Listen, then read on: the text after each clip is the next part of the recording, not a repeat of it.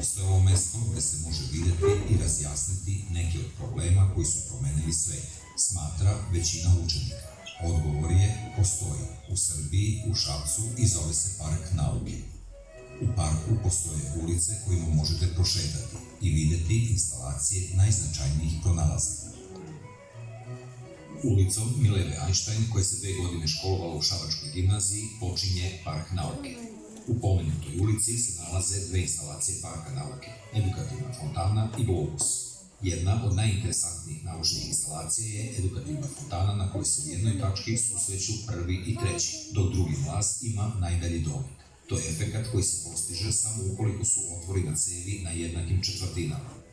Ovaj fenomen je posledica činjenice da kvadratna jednačina koja se ovde rešava ima 2 realna rešenja. Globus se zove skraćeno DING ili dan, noć i godina. Globus je najmasivniji i najstariji element Parka nauke. Postavljen je 2012. godine u danu jesenje ravnodnevice. DING je globus koji u odnosu na sunce ima istu orijentaciju kao Zemlja. Osa sever-jug DING-a je paralelna Zemljinoj osi rotacije.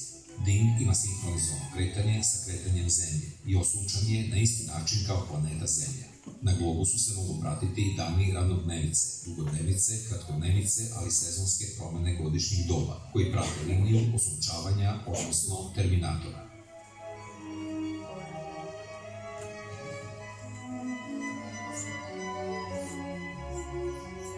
Nalazite se u ulici Isaka Njutona, koja predstavlja jednu od dužih ulica u Parku nauke. U Njutonovoj ulici dešava se klasična mehanika.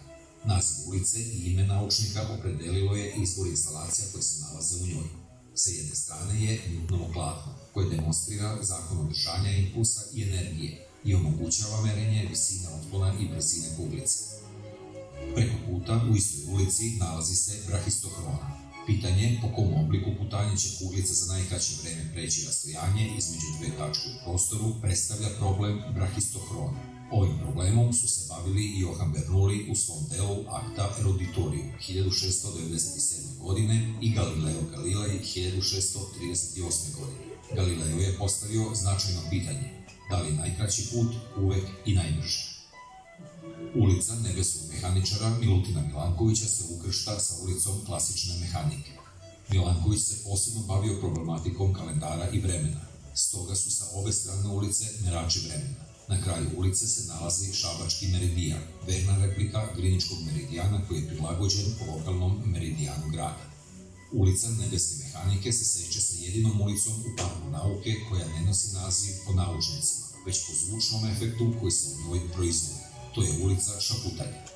Na određenom rastojanju se nalaze 2 zvučna parabolična ogledala. Kada tiho progovorite u žižu jednog ogledala, onda će posmatrač ili slušalac 20 metara dalje čuti isti ovaj zvuk u drugoj žiži. Važno je napomenuti da park nije namenjen samo fizici i geografiji. U Parku nauke cvetaju i druge prirodne nauke, hemija, matematika, biologija.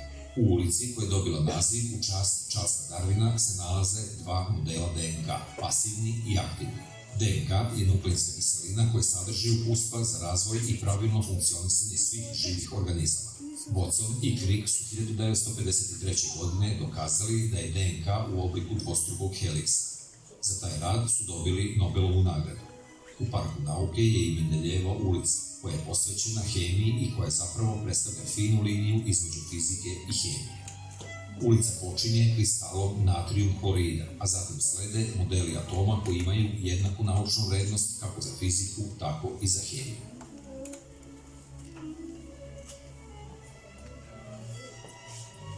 Park nauke u Šapcu je 2014. godine proširen novim instalacijama vezanim za matematiku i optičke iluzije.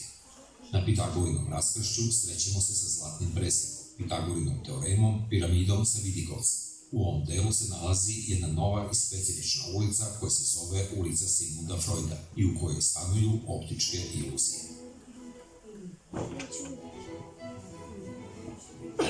Ovaj deo Parka nauke smatramo iskorakom u rusku nauku. Naime, u ulici Garija Kasparova nalazi se šah na otvorenom, Mendeljejev prirodni sistem elemenata i grafenska učionica. Grafen je zapravo monomolekulski sloj ugljenika i smatra se materijalom budućnosti. Za njegovo otkriće je Aleksandar Novoselov 2010. godine dobio Nobelovu nagradu. Grafin je u Parku nauke predstavljen kao 3 reda klupa sa šestouganom strukturom grafena, koji se pužva ili talasa u prostoru, čineći jedinstvenu učionicu na otvorenu. Svrha otvaranja Centra za stručno usavršavanje